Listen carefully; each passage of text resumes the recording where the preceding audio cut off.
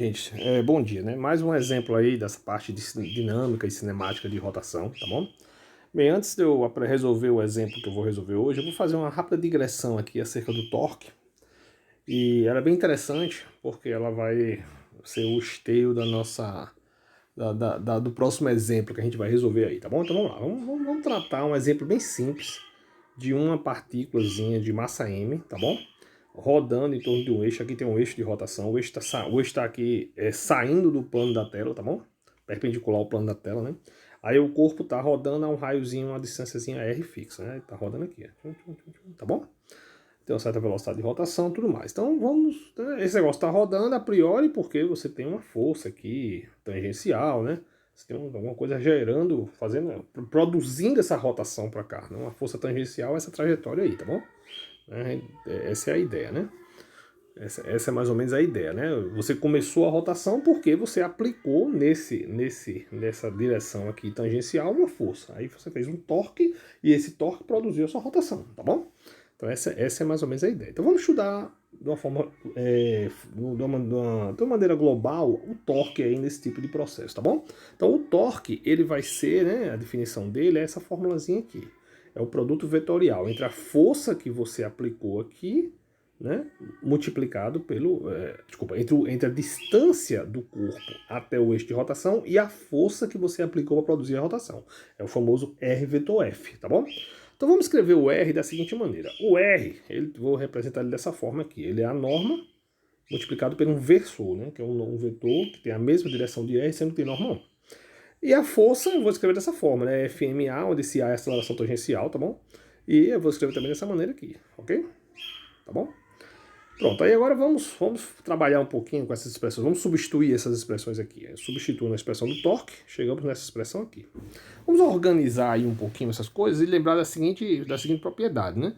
A aceleração de rotação, aceleração que o negócio está rodando lá, o alfa, e essa aceleração lá da cabeça, da aceleração da tangente, do ponto tangente lá no extremo da trajetória lá, eles têm uma relação, a gente mostrou isso, né? Essa é a relação aqui.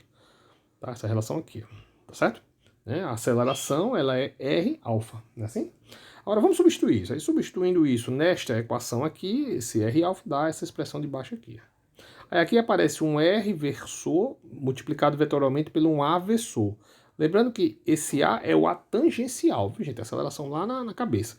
Isso daqui é a direção perpendicular ao plano, certo? É um versor perpendicular ao plano, que é onde está o quê? Onde está a velocidade de rotação e onde está a aceleração de rotação. Então essa quantidade é um vetor perpendicular ao plano. Multiplicado pela norma de alfa, isso é a aceleração de rotação. Isso é o vetor aceleração de rotação. E o que é que tem aqui na frente? mr ao quadrado. O que é mr ao quadrado? A gente discutiu nos outros vídeos aí. O que é mr ao quadrado? É a inércia de rotação desse corpo. É o momento de inércia. É a massa multiplicado pela distância ao quadrado. Então, no final das contas, essa expressão que eu demonstrei, ela é a inércia de rotação multiplicado pelo vetor aceleração. O que é isso? Isso é tipo força, né? Massa vezes aceleração. Então, o torque novamente recai naquele status de uma força de rotação, lembrando que não tem unidade de força, né? Ele é a massa vezes a aceleração. Né? Novamente ele tem aí essa carona de força aí, né?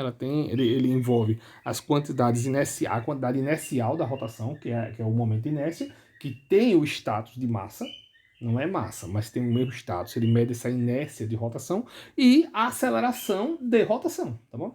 A mesma continha dá para fazer para o momento angular. O momento angular dá para você escrever ele dessa forma aqui, ó. Massa vezes o que? Vezes velocidade.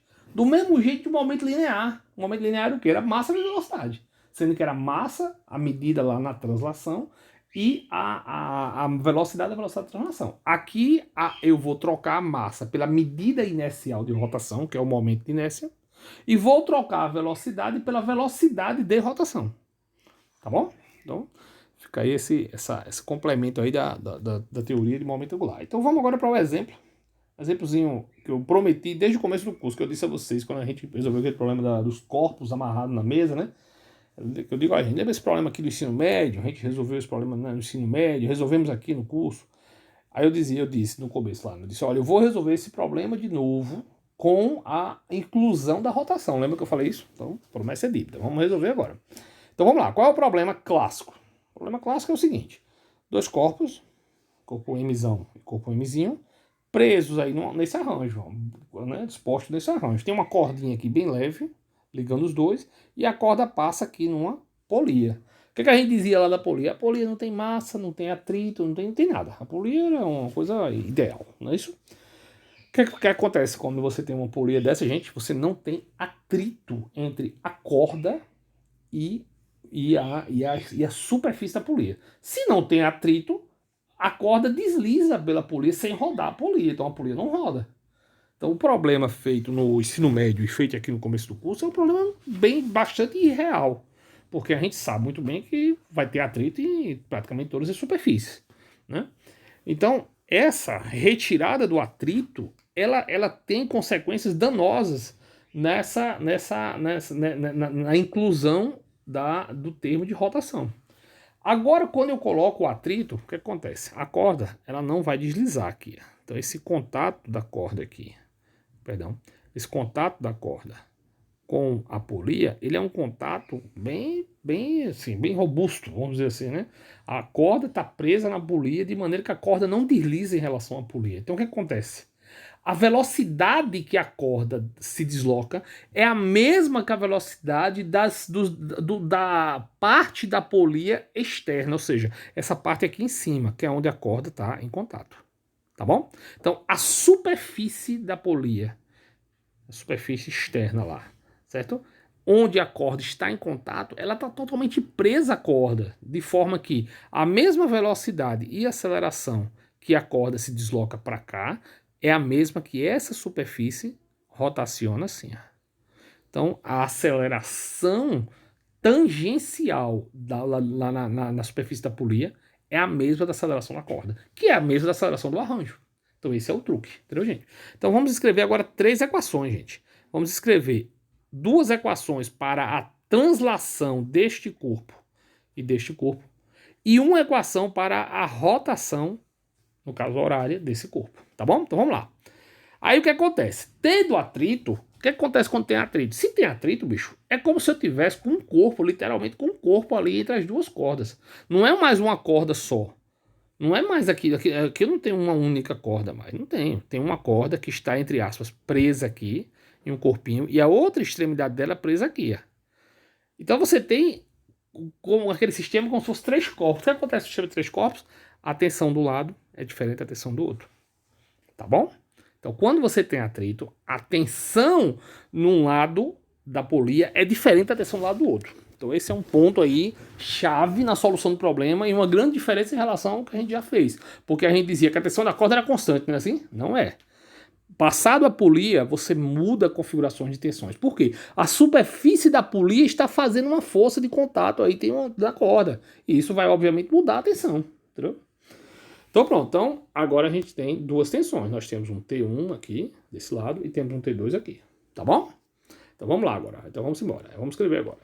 Para esse corpinho Mzinho aqui, vamos separar o bicho aqui. Ele está aqui, ele tem o peso para baixo e a tensão para cima. A equação deles é aqui, segunda lei de Newton. Translação, bem simples. Tá bom? Agora vamos para o segundo corpo, que é o corpo que está aqui sobre a superfície, tá bom? Esse corpo que está sobre a superfície, ele é um corpo que ele tem, basicamente, 3 forças atuando sobre ele, né? A gente tem a tensão 2, puxando ele para a direita da tela. A gente tem o peso puxando ele para baixo. E temos a normal para cima. O peso é normal, não vou me preocupar muito com ele. Por quê? Porque eles não estão produzindo nenhum efeito na horizontal aí. Você não tem atrito, não tem nada, né? Então não vou me aperrear muito com ele. Então eu só preciso me preocupar com a força que está puxando o corpo para a direita da tela, que é essa força aqui. Tá bom? Então, né? A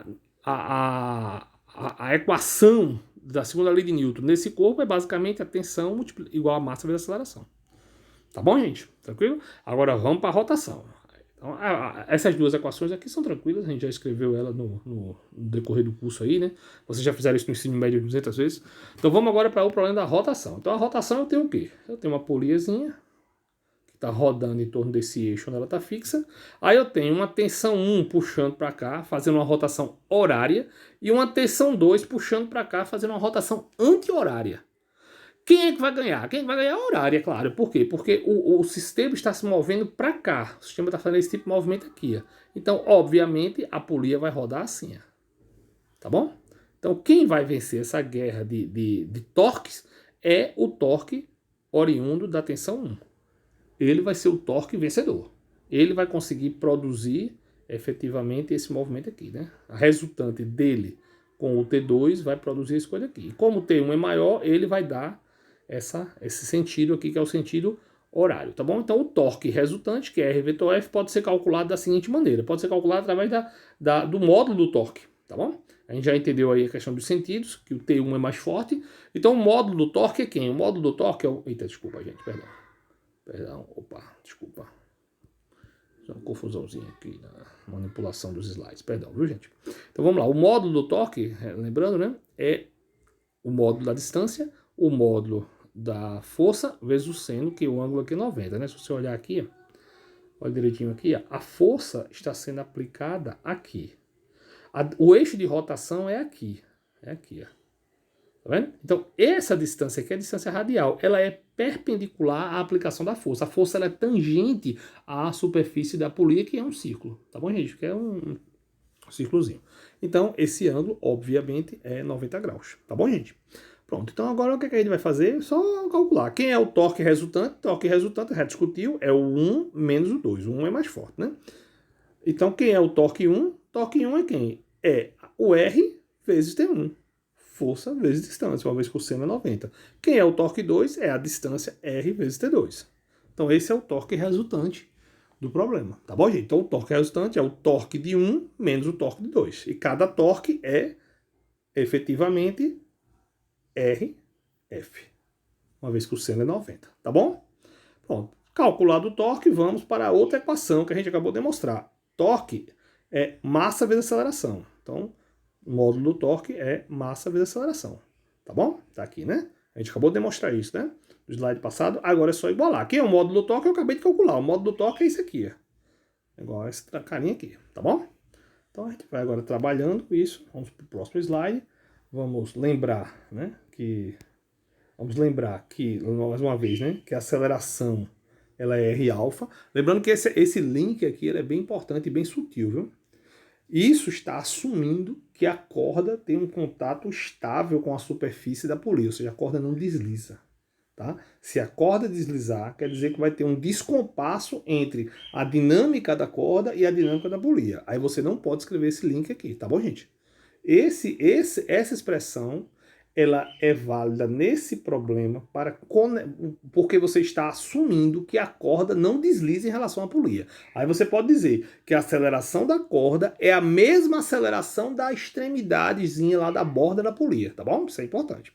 Aí eu vou pegar aquela equação que eu acabei de deduzir e substituir o alfa, né? O alfa como sendo A sobre R. Então, ó, eu peguei aqui, eu resolvi o alfa aqui, né? Resolvi o alfa aqui, botei aqui naquela equação que a gente acabou de deduzir. Passo esse R para cá dividindo, chego nessa equação aqui. Tá bom? Pronto, agora nós temos três equações. Temos a equação para massa pequenininha, a equação para massa grande e a equação da rotação que acabamos de deduzir.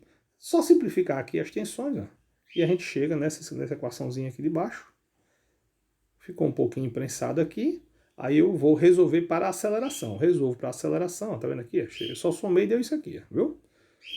Lembrando quem é o I, né? Aí quem é o I? Observe, o I, gente, a gente acabou de deduzir esse I, acho que no vídeo passado, que é o I de um cilindro, como eu expliquei lá no vídeo. O cilindro e a polia são, se você escolhe o eixo de rotação como sendo o eixo Z do cilindro, a cilindro ou a polia é a mesma coisa. A polia é um cilindro pequenininho, com L pequenininho, né? Então quanto é que deu lá? Deu a massa da polia, a massa do cilindro, vezes o raio ao quadrado sobre 2. Então usamos ele aqui. Aí substituímos ele aqui e chegamos nessa equação aqui, tá bom? Só precisa agora resolver A, passar tudo que tem A para um lado, que não tem para o outro, chegamos nessa equação aqui. Então essa é a aceleração desse famoso arranjo que a gente estuda desde o começo, incluindo o termo de rotação. Lembra que eu disse que eu ia resolver? Aí você vai dizer, pô, mas como é que eu sei que esse negócio tá certo? Seguinte, vamos fazer o limite de que não tem a polia? Qual é o limite que não tem a polia? A massa da polia vai para zero, por exemplo. A polia eu chamei de MR, a massa dela. Então eu vou botar ela para zero. Botando ela para zero, você chega desse resultado aqui, ó. Que é o quê? Que é exatamente o que a gente obteve lá no ensino médio, né? Lá no ensino médio. Cadê? Opa. A gente obteve exatamente esse resultado no ensino médio ou no começo do curso de Física 1. Pode voltar os vídeos lá que a gente encontrou isso. A aceleração desse arranjo é o peso da massa que está pendurado dividido pela massa total. Foi isso que a gente encontrou. Quando você coloca a rotação, o que é que efetivamente acontece? Acontece o seguinte: a aceleração continua sendo o peso da massinha que está pendurada, que é ela que está puxando o arranjo, dividido pela massa total efetiva, que agora contempla o termo da rotação. Então, a aceleração do arranjo, incluindo a rotação, ela é menor como deveria ser. A rotação, ela vai, entre aspas, desgastar um pouco a translação. A gente vai ver daqui a pouco que, na verdade, ela vai pegar uma parte da energia do sistema e gastar para ter a rotação. Tá bom, gente? Então é isso mais ou menos que acontece, ok? Então é isso, gente. Então fica aí mais esse vídeo, tá bom? A gente vai discutindo, em breve colocarei mais exemplos, tá bom? Muito obrigado a vocês. Até mais.